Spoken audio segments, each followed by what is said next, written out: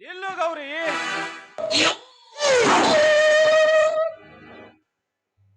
ಅಂದು ಇಂದು ಎಂದು ಹೀಗೆ ಎಷ್ಟು ದಿವಸ ಅಂತ ಈ ಮೇಘರಾಜನ ಕಣ್ಣು ತಪ್ಪಿಸಲು ಸಾಧ್ಯ?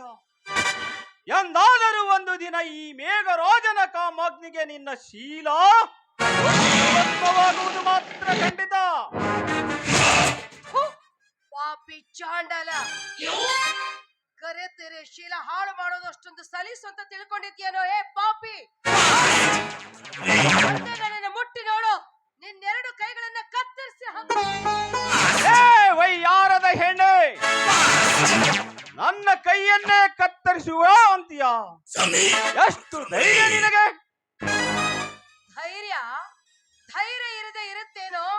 ಅಂತಹ ಧೈರ್ಯವಂತ ನನ್ನ ಗಂಡ ವಿಶ್ವ ಇರ್ಬೇಕಾದ್ರೆ ನಿಮ್ಮಂತ ಭಂಡ ಗಂಡಸರ ಭಯ ಈ ಗೌರಿಗಿಲ್ಲ. ನಿನ್ನ ಗಂಡನ ಭಯವನ್ನು ಹೇಳಿದರೆ ಬೆಂಡಾಗಿ ಹೋಗುವನೆಂದ ತಿಳಿದಿರುವಿಯಾ? ಈ ಮೇಘರಾಜನಿಗೆ, ಈ ಮೇಘರಾಜವಮ್ಮ ಮನಸ್ಸು ಮಾಡಿದರೆ ಸಾಕು, ನಿನ್ನ ಶೀಲ ಎಂಬ ಮಡಕೆ ನನ್ನ ಕಾಮ ಎಂಬ ದೋಣಿಗೆ ಪುಡಿ ಪುಡಿ ಹೊಡೆದಿದ್ದರೆ ನನ್ನ ಹೆಸರು ಮೇಘರಾಜನೇ ಅಲ್ಲ. ಭಂಡ, ಕರತಿಯರ ಶೀಲದ ಬಗ್ಗೆ ಇಷ್ಟೊಂದು ಹೇಯವಾಗಿ ಮಾತನಾಡುವ ಕಾಮಂಧ ನಿನಗೆ ಕಾಮ ಪಿತ್ತ ನೆತ್ತಿಗೇರಿದೆ. ಹೀಗೇರಿದ ಕಾಮವನ್ನು ಇಳಿಸಬೇಕಾದ್ರೆ ನನ್ನಂಥ ಕರತಿಯರಿಂದ ನಿನ್ನ ಗರ್ವ ಭಂಗ ಆಗ್ಲೇಬೇಕು.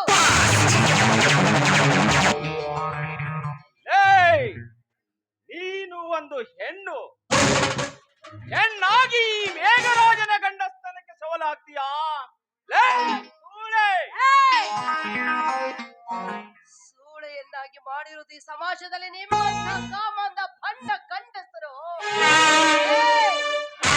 ಇನ್ನೊಂದು ಸಲ ನಿನ್ನ ಬಾಯಿಲಿ ಸೂಳೆ ಎಂಬ ಶಬ್ದ ಬಂದಿದ್ದಾದ್ರೆ ಈ ಕೊಡುಗೋಲಿನಿಂದ ನಿನ್ನ ನಾಲ್ಗೆನೆ ಕತ್ತರಿಸಿ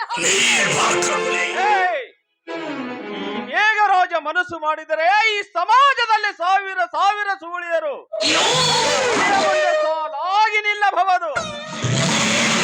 ಅದರಲ್ಲಿಯೂ ನೀನು ಗರತಿಯ ಸೂಳೆಯಾಗಿ ನೆರೆಗೊಂಡು ರಾಮರಾಜನಾದ ಮೇಘರಾಜನಿಗೆ ಆವಾಗ ಸುರಿಯುವುದು ನಿನ್ನ ನಂಗ ದೇಹದ ಮೇಲೆ ಕಾಮವೆಂಬ ಮಳೆ. ಇಲ್ಲದಿದ್ದರೆ ನಿನಗಿಂದು ಬಲಾತ್ಕಾರವೇ ಸರಿ.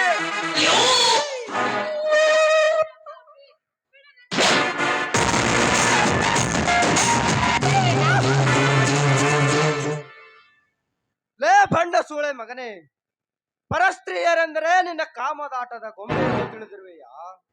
ಅತ್ತಿಗೆ ನೀವು ಹಿಂದಕ್ಕೆ ಸರಿಯಿರಿ. ಬಾಯಿ ಹಿಡಿತದಲ್ಲಿಟ್ಟುಕೊಂಡು ಮಾತನಾಡೋ.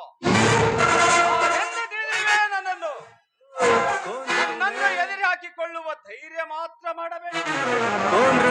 ಇನ್ನೊಂದು ಸಾರಿ ನನ್ನನ್ನು ಎದುರು ಹಾಕಿಕೊಳ್ಳುವ ಧೈರ್ಯ ಮಾಡಿದರೆ ನಿನ್ನನ್ನು ಕೊಂದು ದಕ್ಕಿಸಿಕೊಳ್ಳುವ ಧೈರ್ಯ ಈ ಮೇಘರಾಜನಿಗಿದೆ.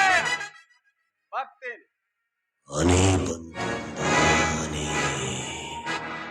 ಹೋಗಲೇ ಬೆಪ್ ನನ್ನ ಮಗನೇ, ಹೋಗು. ಹಲ್ಕಾ ಕೆಲಸ ಮಾಡುವ ನಿನಗೆ ಎಷ್ಟು ಧೈರ್ಯವಿರಬೇಕಾದರೆ ಇನ್ನು ಪುಣ್ಯದ ಕೆಲಸ ಮಾಡುವ ನಮಗೆಷ್ಟು ಧೈರ್ಯವಿರಬೇಕು. ಇನ್ನೊಂದು ಸಾರಿ ಇಂತಹ ಕೆಲಸಕ್ಕೆ ಕೈ ಹಾಕಿದ್ದೆ ಆದರೆ ನಿನ್ನ ಬಾಯೊಳಗಿನ ಹಲ್ಲು ಭೂಮಿಗೆ ಉದುರಿಸಿ ಬಿಡುತ್ತೇನೆ. ಎಚ್ಚರ. ಏನು ಅತ್ತಿಗೆ, ಹೊಲಕ್ಕೆ ಹೊರಟಿದ್ದರೇನು? ಹೌದಪ್ಪ ಸಾಗರ, ಸಮಯಕ್ಕೆ ಸರಿಯಾಗಿ ಬಂದು ನನ್ನ ಮಾನ ಪ್ರಾಣ ಕಾಪಾಡ್ದೆಪ್ಪ ನೀನು. ಇದು ನನ್ನ ಕರ್ತವ್ಯ ಅತ್ತಿಗೆ. ಮೈದುನನಾಗಿ ಇಷ್ಟೂ ಮಾಡದಿದ್ದರೆ ಹೇಗೆ ಅತ್ತಿಗೆ?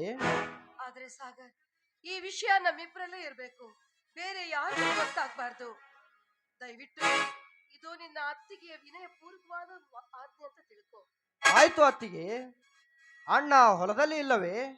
ನಾನಿನ್ನು ಕಾಲೇಜಿಗೆ ಹೋಗಿ ಬರುತ್ತೇನೆ, ನೀವು ಹೊಲಕ್ಕೆ ನಡೆಯಿರಿ.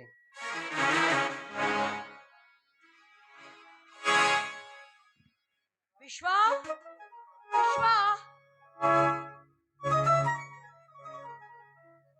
ಬಂದೆ ಗೌರಿ, ಬಂದೆ. ಹೊಲದಲ್ಲಿ ನೀರಿನ ಕಟ್ಟಿ ಬಾಯಿ ಒಡೆದು ಬರ್ಲಕ್ಕ ಒಂದಿಷ್ಟು ತಡ ಆಯ್ತು. ನೀನು ಬಂದು ಬಹಳ ಹೊತ್ತಾಯ್ತಾ? ಹೌದು, ಈ ನನ್ನ ದೇವರ ಹೊಟ್ಟೆ ಹಸಿದಿರ್ಬೇಕು ಅಂತ ಆತುರವಾಗಿ ಓಡೋಡಿ ಬಂದೆ. ಏನು, ಹೊಟ್ಟೆ ಹಸಿದಿರಬಹುದು ಎಂದು ಓಡೋಡಿ ಬಂದ್ಯಾ? ನಿಜ ಹೇಳು, ನೀನು ಬಂದಿರುವುದು ಹಸಿದ ಹೊಟ್ಟೆಗೆ ಉಣಿಸುವುದಕ್ಕಾಗಿಯೋ ಅಥವಾ ದಣಿದ ದೇಹ ತಣಿಸುವುದಕ್ಕಾಗಿ? ಥು, ಹೋಗಿ ನಿಮಗೆ ಯಾವಾಗ್ಲೂ ಹುಡುಗಾಡ್ತೀನಿ. ಎರಡಕ್ಕೂ ಬಂದಿರ್ವೆ, ಏನ್ ಮಾಡ್ತೀರಾ? ಏನ್ ಮಾಡ್ಲಿ? ಉಣಿಸುವುದನ್ನು ಬಿಟ್ಟು ಮೊದಲು ತಣಿಸು ಅಂತ ಕೇಳ್ತೀನಿ. ನಿಮ್ ಕಣ್ಣೆದುರ್ನಲ್ಲೈತಿ, ಆಯ್ಕೆ ನಿಮ್ಮದು. ಎಲ್ಲಾ ಕಳ್ಳಿ.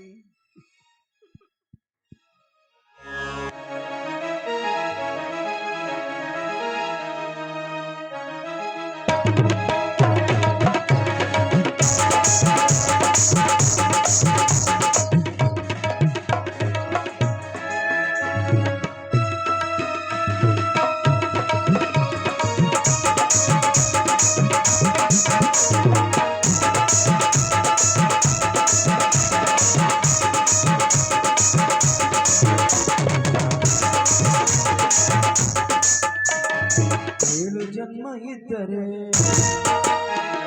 ಗಂಡಾಗಿ ಹುಟ್ಟಿದರೆ, ಏಳು ಜನ್ಮ ಇದ್ದರೆ ಗಂಡಾಗಿ ಹುಟ್ಟಿದರೆ, ಇವನನ್ನು ಕೇಳುವುದು ಒಂದೇ, ನನ್ನ ಪತ್ನಿ ನೀನಾಗುವುದೇ. ಏಳು ಜನ್ಮವಿದ್ದರೆ ಹೆಣ್ಣಾಗಿ ಹುಟ್ಟಿದರೆ, ಏಳು ಜನ್ಮವಿದ್ದರೆ ಹೆಣ್ಣಾಗಿ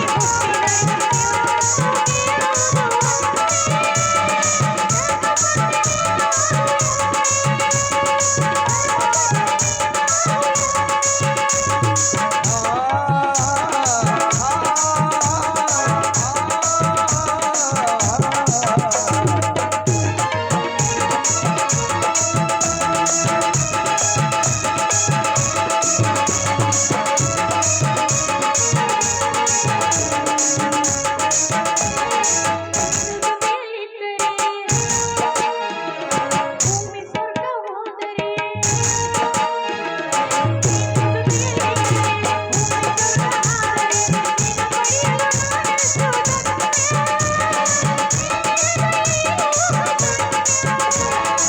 ನೀನು ಬಳಿಗೆ ಬಂದರೆ ಪ್ರೀತಿ ಮಾತನಾಡಿದರೆ, ನೀನು ಬಳಿಗೆ ಬಂದರೆ ಪ್ರೀತಿ ಮಾತನಾಡಿದರೆ, ನಾ ಕಂಡೆ ಯಾರು ನನ್ನ ಬಾಳಿಗೆ ನನ್ನ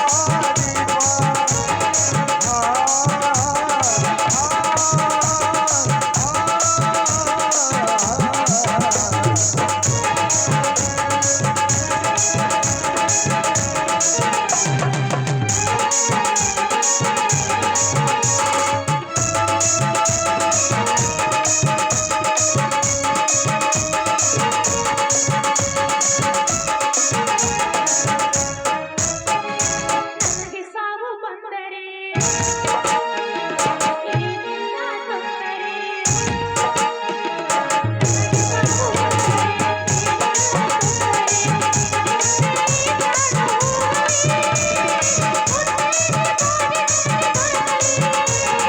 ನೀನು ತಿರುಗ ಜನ್ಮ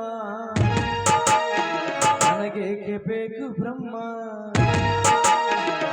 ನೀನು ತಿರುಗ ಜನ್ಮ ನನಗೇಕೆ ಬೇಕು ಬ್ರಹ್ಮ, ಜೊತೆಯಲ್ಲಿ ಪ್ರಾಣ ಹೋಗಲಿ, ಕನಕದಲ್ಲಿ ನಮ್ಮ ಮಿಲನವಾಗಲಿ, ಕನಕದಲ್ಲಿ ನಮ್ಮ ಮಿಲನವಾಗಲಿ, ಕನಕದಲ್ಲಿ ನಮ್ಮ ಮಿಲನವಾಗಲಿ. ಸರಸ ನಡೀರಿ, ಮೊದಲು ಊಟ ಮಾಡಿದ್ರಂತೆ. ಗೌರಿ, ಹ್ಮ್? ಆ ಕೆಳಗಿನ ಹೊಲದಾಗ ತುಡುಗು ದನ ಹೊಕ್ಕ್ಯಾವ ಅಂತ ಕಾಣುತ್ತ, ಅವುಗಳನ್ನಿಷ್ಟು ಹೊಡೆದು ಹೊರಗೆ ಹಾಕಿ ಬರ್ತೀನಿ, ನೀನ್ ಇಲ್ಲೇ ನಿಂತುಕೋ. ಆಯ್ತು. ಹೌದು, ಊರಲ್ಲಿ ತುಡುಗು ದನಗಳ ಕಾಟ ಹೆಚ್ಚಾಗಿದೆ. ಅವುಗಳಿಗೆ ಒಂದು ಕೈ ತೋರಿಸ್ಲೇಬೇಕು.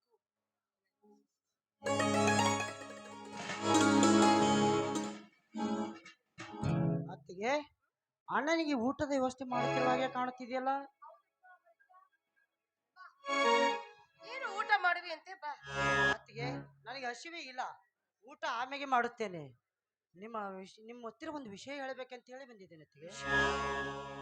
ಏನಪ್ಪಾ ಅಂತ ಗಹನವಾದ ವಿಷಯ? ಹಾ, ಅದು ಅದು ಅತ್ತಿಗೆ, ಹೇಗೆ ಹೇಳ್ಬೇಕಂತ ನನಗೆ ನಾಚಿಕೆ ಆಗ್ತಾ ಇದೆ. ಅಲ್ಲ, ಹೇಳ್ಬೇಕು ಅಂತ ವಿಷಯ ಇಲ್ಲಿವರೆಗೂ ತಂದಿದೀಯಾ, ಹೇಳ್ದೆ ಇರಕ್ಕಾಗತ್ತಾ? ನನ್ನೆದುರು ನಾಚಿಕೆ ಬಿಟ್ಟು ಧೈರ್ಯವಾಗಿ ಹೇಳು. ಹೇಳ್ತೀನಿ ಅತ್ತಿಗೆ. ನಾನು ನಾನು ಏನು? ಏನು? ಒಂದು ಹುಡುಗಿಯನ್ನು ಪ್ರೀತಿಸಿದ್ದೀನಿ ಅತ್ತಿಗೆ. ಹೌದಾ? ಅವಳನ್ನೇ ಮದುವೆ ಆಗಬೇಕಂತೇಳಿ ಮಾಡಿದ್ದೆ, ಮಾತು ಕೊಟ್ಟಿದ್ದೇನೆ ಅತ್ತಿಗೆ.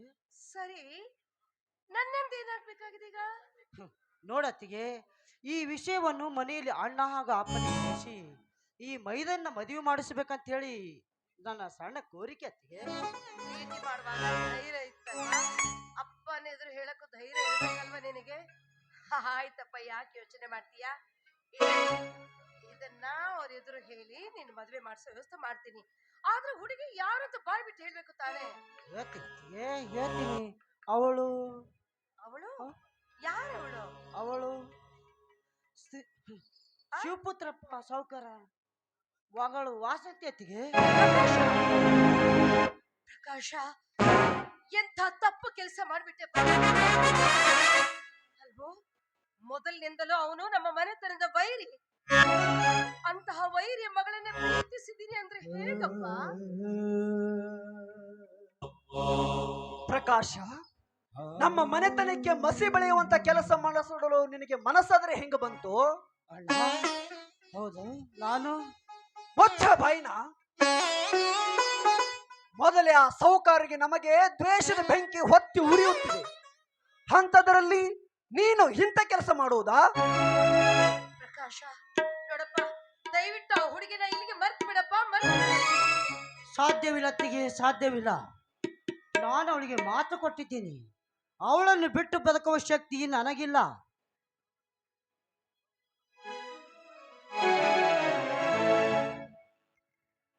ಹಾಗಿದ್ದರೆ ಸತ್ತು ಹೋಗು.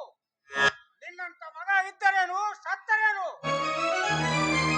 ಅಪ್ಪ, ಅವನು ಕೇಳಿದೇನಪ್ಪ ಅವನು ಆಡೋ ಮಾತು. ನನಗೂ ಏನು ಹೇಳಕ್ಕೂ ತಿಳಿಯಲಾಗಿದೆ. ಮಾವ, ನನ್ನನ್ನು ಕೇಳೋದಾದ್ರೆ ಇವರಿಬ್ಬರ ಮದುವೆ ಮಾಡೋದೇ ಉತ್ತಮ ಅನಿಸುತ್ತೆ ಮಾವ. ಸಾಧ್ಯವಿಲ್ಲಮ್ಮ. ಈ ಮನೆತನದ ಮಾನ ಅಪಮಾನದ ಪ್ರಶ್ನೆ ಈ ಸಂದರ್ಭದಲ್ಲಿ ಬಂದಡ ಒದಗಿದೆ. ಹಾಗಾದ್ರೆ ನನ್ನ ಸಾವು ನೋಡಿ ಸಂತೋಷ ಪಡುವುದು ಒಂದೇ ನಿಮಗೆ ಉಳಿದಿರೋ ದಾರಿ. ನಾನೇನು ಬರುತ್ತೇನೆ. ನಿಲ್ಲು ಪ್ರಕಾಶ್, ಹಾಗೆ ಹೇಳ್ಬೇಡಪ್ಪ. ನಿನಗೆ ಬೇಕಾದ ಮಾತು ನಮಗೆ ಬೇಡವೆಂದರೆ ಹೇಗೆ ಆಗುತ್ತೆ? ಅಪ್ಪ, ಒಪ್ಕೊಂಡ್ಬಿಡಿ. ಕನ್ಯೆ ಕೇಳುವ ಧರ್ಮದಿಂದ ಕೇಳೋಣ, ಮುಂದೇನಾಗುತ್ತೋ ವಿಚಾರ ಮಾಡೋಣ. ಪ್ರಕಾಶ, ನೀನೊಬ್ಬನೇ ಅವಳನ್ನು ಪ್ರೀತಿಸಿ ಅಥವಾ ಅವಳು ನಿನ್ನ ಪ್ರೀತಿಗೆ ಒಪ್ಪಿದ್ದಾಳೋ? ಅಪ್ಪಾಜಿ, ಅವಳು ಒಪ್ಪಿಗೆ ಕೊಟ್ಟ ನಂತರವೇ ಈ ವಿಷಯವನ್ನು ಬಂದು ನಾನು ಅತ್ತಿಗೆ ತಿಳಿಸಿದ್ದು.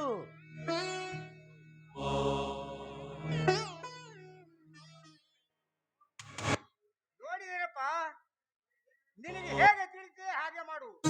ಮುಂದೆ ಬಾಳಿ ಬದುಕುವವನು ನೀನು. ನೋಡಿ ಹಚ್ಚಿಡು. ಮಾವ, ಅವರಿಬ್ರು ಪ್ರೀತಿಸಿದ್ದಾರೆ. ಅವನ ಆಸೆ ಪೂರೈಸುವುದು ಹಿರಿಯರಾದ ನಮ್ಮ ಧರ್ಮ ಅಲ್ವೇ ಮಾವ?